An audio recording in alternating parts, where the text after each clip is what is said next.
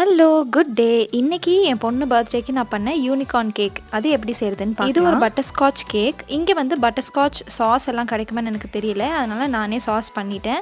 First sponge எல்லாம் பண்ணிட்டு whipping cream எல்லாம் ரெடி பண்ணிட்டேன். அதுக்கு முன்னாடியே வந்து கேரமல் சாஸும் அந்த ப்ராலின்ஸையும் ரெடி பண்ணிட்டேன்.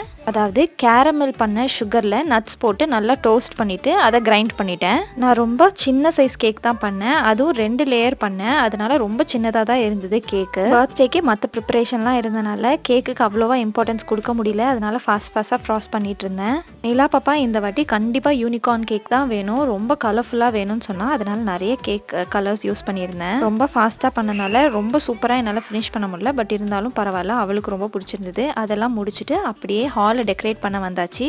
ஃபுல்லாகவுமே வந்து யூனிகார்ன் தீமில் தான் பண்ணியிருந்தோம்.